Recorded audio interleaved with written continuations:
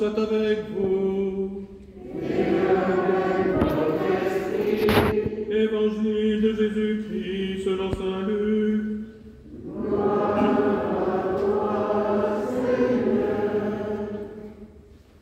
Beaucoup ont entrepris de composer un récit des événements qui se sont accomplis parmi nous, d'après ce que nous ont transmis ceux qui, dès le commencement, furent témoins oculaires et serviteurs de la parole.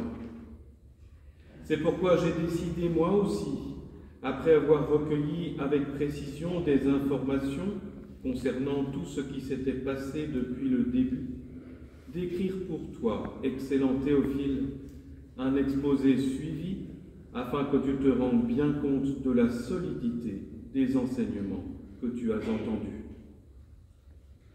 En ce temps-là, lorsque Jésus, dans la puissance de l'Esprit, revint en Galilée, sa renommée se répandit dans toute la région. Il enseignait dans les synagogues et tout le monde faisait son éloge. Il vint à Nazareth où il avait été élevé.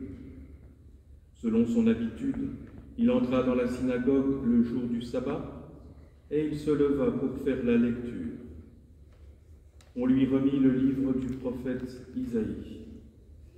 Il ouvrit le livre et trouva le passage où il est écrit « L'Esprit du Seigneur est sur moi, parce que le Seigneur m'a consacré par l'onction.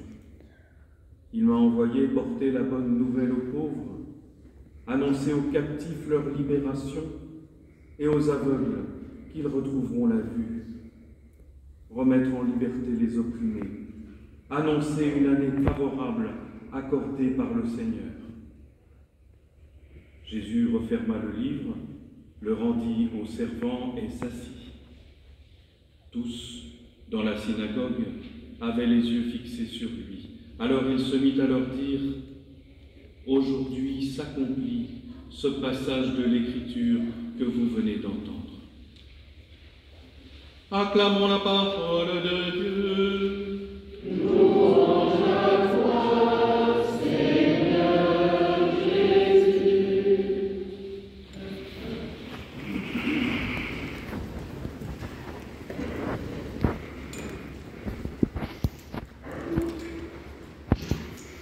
Eh bien, moi aussi, je suis venu annoncer une année favorable. Toute une année avec la parole de Dieu. Toute une année pour marcher ensemble avec elle, pour accomplir son message. Parce que naturellement, c'est aujourd'hui que les choses s'accomplissent. Naturellement, la parole de Dieu nous a été donnée pour aujourd'hui, pas pour hier, et pas seulement pour demain. Si vous vous souvenez de la première lecture, il y a vraiment de quoi se réjouir aujourd'hui, parce que c'est la fête de la parole de Dieu. Le pape François a décrété que le 3e dimanche du temps ordinaire serait la fête de la parole de Dieu. Et comme c'est beau de voir toute cette assemblée, la vôtre et à travers elle, celle que Néhémie décrit, une très belle assemblée. Pourtant, les gens qui s'y sont rendus ne sont pas tout frais ni tout roses. De fait, ils reviennent de la longue captivité à Babylone. Ils ont été libérés par le roi de Perse qui leur dit « Vous pouvez repartir, vous pouvez revenir dans le pays que vous avez quitté il y a maintenant plus de 50 ans. » À peu près 10% de la population avait été déportée. Et les voilà qui reviennent, évidemment, en se disant « Je vais tout retrouver, je vais retrouver ma maison, je vais retrouver mon temple, je vais retrouver... » Ils ne retrouvent rien. Parce qu'entre-temps, les Babyloniens avaient fait venir une autre population, il y a d'autres personnes dans les maisons, il y a d'autres cultes. Finalement, tout s'est un peu délité, on ne retrouve rien, on n'est plus chez soi. On croit que les choses vont revenir comme avant, et en fait, non. Jamais. Alors, le peuple se trouve là, et puis ceux qui les guident, un prophète, un scribe, ceux qui les guident disent on va faire une autre grande fête. Pourquoi? Parce qu'on vient de retrouver dans le palais du roi les rouleaux de la loi qu'on croyait perdus et qui faisaient le peuple.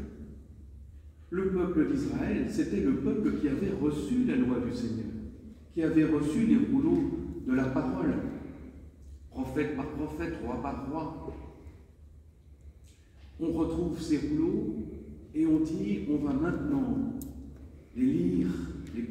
mettre devant le peuple. Problème supplémentaire, les gens ne parlent plus hébreu, ils parlent araméen, genre d'anglais de l'époque. Mais c'est pas grave, on organise des traductions. Alors tout le monde est là depuis très tôt le matin et jusqu'à très tard le midi. Et ils sont restés debout, on dit que les messes sont un peu longues, mais là ça a duré. Donc toute la matinée, pendant plusieurs heures, ils restent là à écouter d'abord la proclamation en hébreu, puis la traduction en araméen, et à essayer de comprendre. Et le message central, celui qu'on leur redonne et celui que Néhémie traduit, c'est « Voilà votre joie. Buvez, mangez, rassasiez-vous de viande et de parole, car l'homme a besoin des deux. »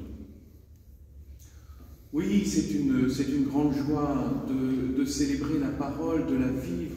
Chacun d'entre nous a quelques paroles qui le font vivre, et puis d'autres qui viennent chercher ici. Mais ce qui est important, c'est de vivre tout ça comme l'ont fait les Hébreux revenant d'exil pour redevenir un peuple, c'est de l'écouter ensemble pour en faire quelque chose. Cette loi-là, cette parole de Dieu que les Hébreux écoutaient, c'est la même qu'ouvre Jésus quand il arrive dans cette synagogue qu'il connaît bien depuis tout petit, celle de Nazareth. Il la connaît bien, alors on lui donne le rouleau qui correspond au temps liturgique du moment, et en revanche, il choisit le passage dedans, et il choisit ce passage où il exprime les mots prophétiques d'Isaïe qui dit que le Messie, parce qu'on a bien compris que c'était le Messie qui parlerait comme ça, que le Messie arriverait pour libérer le peuple. Parce que Dieu est un libérateur, celui qui donne les 10 commandements commence par rappeler « c'est moi qui t'ai fait sortir d'Égypte ». Et donc, toutes les Égyptes dans lesquelles nous sommes enfermés, la parole de Dieu est là pour nous en délivrer avec la puissance du Seigneur. Et donc Jésus, il faut bien le comprendre, ne réinvente pas la loi, il la lit simplement, mais il demande qu'on la lise avec les oreilles bien ouvertes. Et c'est pas facile. De fait, ce que les prophètes ont raconté a toujours été la loi qu'ils ont reçue, mais ils la parlent avec la culture du moment, avec leur ouverture d'esprit du moment. Et donc ils ne comprennent pas toujours que la loi du Seigneur est celle de son cœur, c'est-à-dire une loi qui déborde de générosité, une loi qui ne tient pas compte des fautes, une loi qui est la loi miséricordieuse d'un cœur miséricordieux. Et donc, Jésus, une fois de plus, lit cette loi au risque de bouleverser ceux qui sont là et qui découvrent qu'en effet, le fils du charpentier se présente comme le Messie. Alors, où est-il ce Messie? Paul nous l'a rappelé en disant « Vous êtes le corps du Christ, vous êtes le corps du Messie ». Le Seigneur disait lui-même à Nazareth « Je suis loin, je suis celui qui a été marqué de l'huile du sacrement du roi. » Et vous avez aussi été marqué de l'huile du sacrement du roi par votre baptême et sans doute par votre confirmation. Et Paul nous rappelle « Eh bien, aujourd'hui, vous êtes le corps du Messie, donc vous avez à remplir la mission du Messie. » Parce que la parole de Dieu, vous l'avez entendue, est une parole de mission. Ce n'est pas une parole pour soi-même, ce n'est pas seulement une parole pour être bien, c'est une parole pour être bien parce qu'on accomplit la mission, parce qu'on fait la volonté du Père. Au fond, cette mission que nous avons à accomplir, nous l'accomplissons évidemment parce que nous écoutons jour après jour la parole.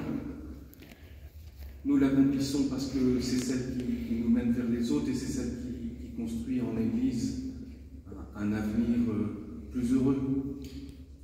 Alors, dans cette mission, évidemment, il faut que tout le peuple soit rassemblé. Il faut que chacun participe. Et il faut que la participation de chacun soit en vue de la communion. Et l'exemple, la parabole que prend Paul est assez simple à comprendre. Elle était d'ailleurs très connue à l'époque. C'est celle des membres. La parabole que racontaient les Grecs déjà était que un jour, les membres, les bras, les jambes, etc., se révoltent contre l'estomac en disant « Toi, tu fais rien, et nous, on fait tout, donc on arrête. » Et puis évidemment, on fait l'histoire quand l'estomac n'a plus rien à manger parce que les mains n'ont plus rien à porter dans la bouche. mœurs. Et cette parole, évidemment, de Paul, elle est frappante, elle est très claire, et elle nous dit à chacun, est-ce que nous voulons commencer cette marche avec tout le peuple, avec toute l'Église, ou est-ce que nous voulons rester sur la route? Notre présence, dit Paul, est à chacun tout à fait indispensable. Il suffit que l'un manque, et l'Église tout entière ne marche pas droit.